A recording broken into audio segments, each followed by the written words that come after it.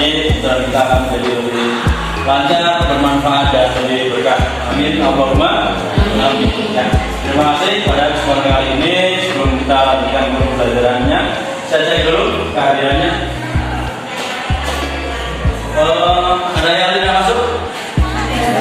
Nah, coba. Kenapa coba tidak masuk? Izin.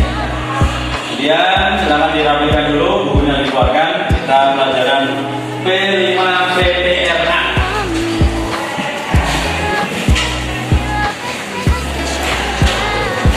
Apa itu P5 PPRA?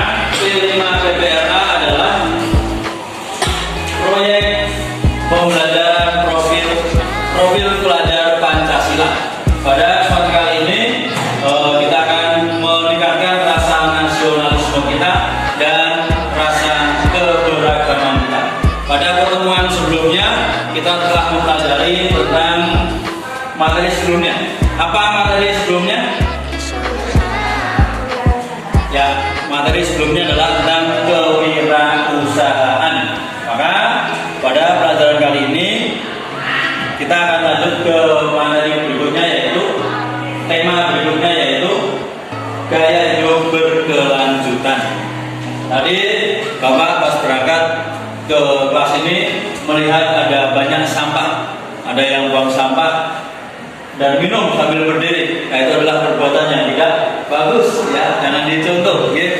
Nah, tadi ada kalau minum boleh minum, kalau itu boleh minum. Kita semua manusia boleh minum, tapi paling tidak minumnya dengan adab. Yaitu bagaimana adab kita minum? Ya, minimal dengan duduk. Syukur ketika mau minum, satu berdoa dulu, dua menggunakan tangan kanan, yang ketiga dengan sambil duduk, dan yang keempat adalah tidak berbunyi minum. Beleguk itu kan, minimal seperti itu. Kemudian gaya hidup berkelanjutan. Oke, sebelum itu untuk meningkatkan rasa nasionalisme dulu, kita menyanyikan lagu Indonesia Raya. Silakan untuk berdiri. Ketua kelas untuk memimpin Indonesia Raya dari depan. Kalau dari situ nggak apa.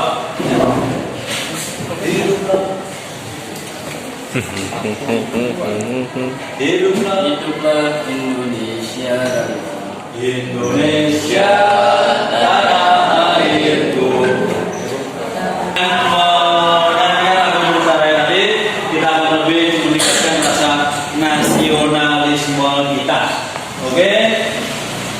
Kalian tahu sampah, ya? Sampah itu ada berapa banyak macamnya? Dua. Apa saja? Organik dan anorganik.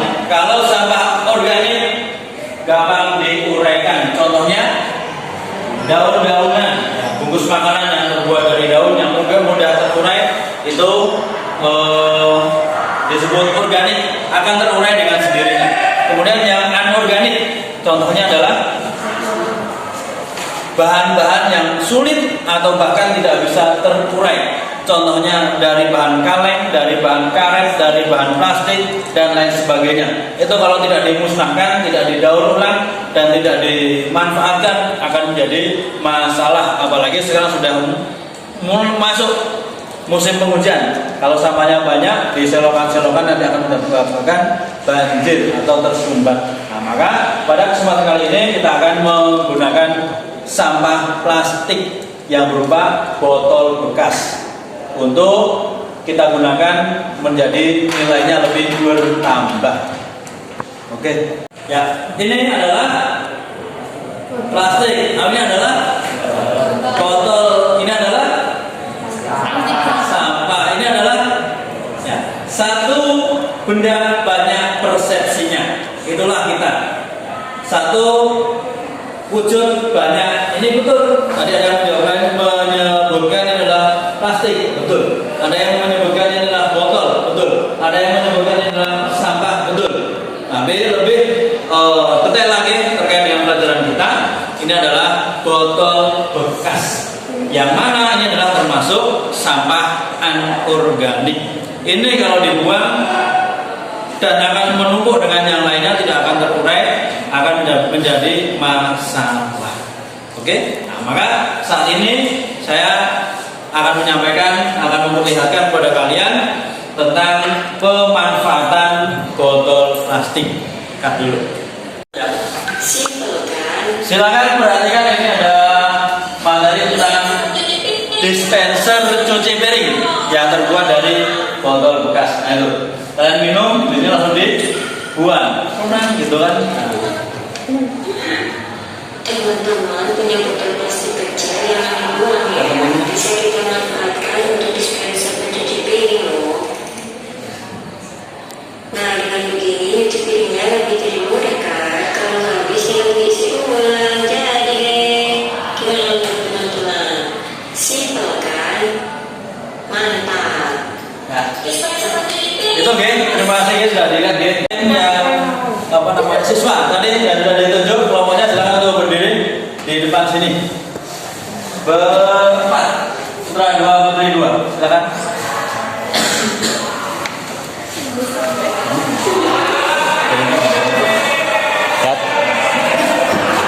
Sini. Satu lagi kurang.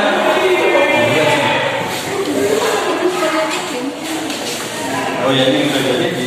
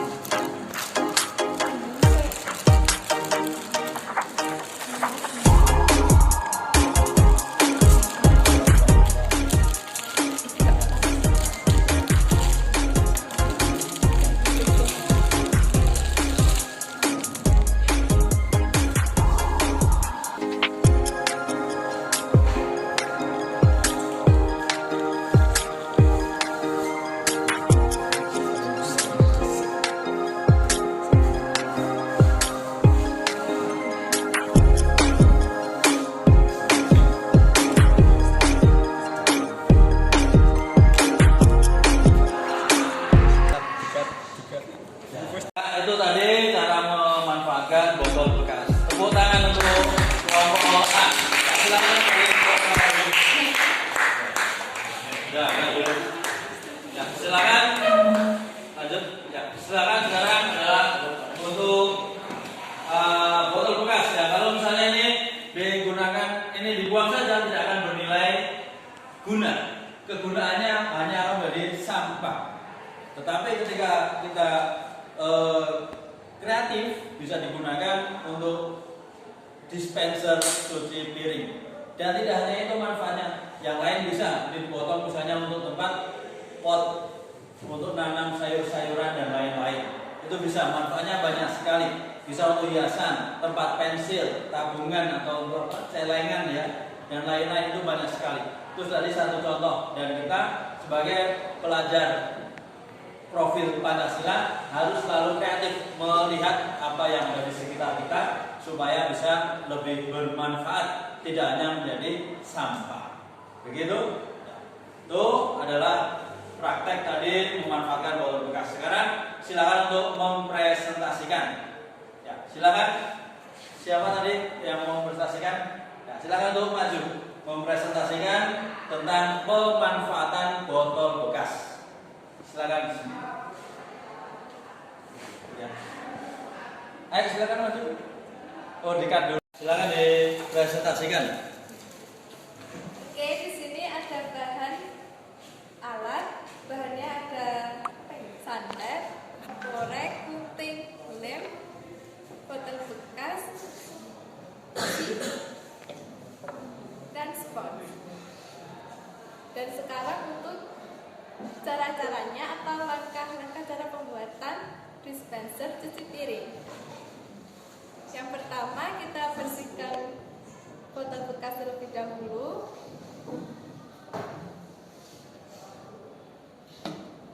Dan kemudian kita buka tutup botol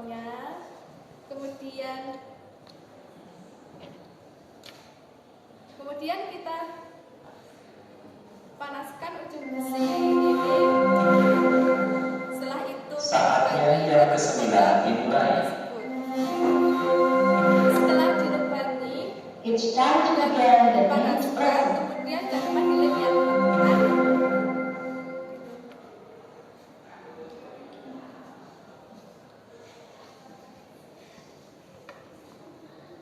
Dilem, oke?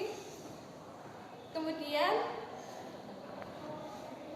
ditempelkan ke spons.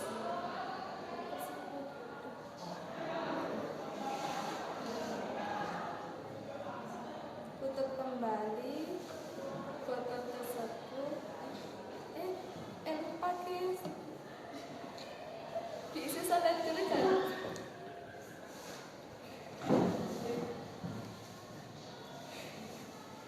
Diisi soda dulu ya guys. Aduh lupa. Sudah jadi. Ya, tepuk tangan untuk ya, ini tadi salah satu cara memanfaatkan barang bekas menjadi lebih bernilai guna. Ya, kalau di tangan orang yang tepat, di tangan orang yang kreatif, barang bekas apapun bisa lebih bermanfaat. Ya. Sekarang refleksi. Silakan untuk refleksi Mbak Azahra. Ya, Bapak silakan untuk maju. Nah, ini adalah contoh pemanfaatan sampah. Nah, ini itu sampah yang tadi dibuat sedikit tipis. Ini jadinya seperti ini. Ini sebelumnya adalah sampah yang biasa kita pakai, yang biasa kita buang. Jadi kalau kita bisa memanfaatkan limbah akan menjadi seperti ini. Nah, ini itu bisa bermanfaat untuk kita nyuci piring atau dan juga bisa menilai yang Ya. Terima kasih itu refleksinya tadi oleh Mbak Zahra. Silakan kembali ke tempat duduk. Ya. Terima kasih. Ini adalah pembelajaran tentang P5 PPRA. Pada pertemuan kali ini kita cukupkan sekian. Kita akhiri dengan baca doa hamdalah bersama.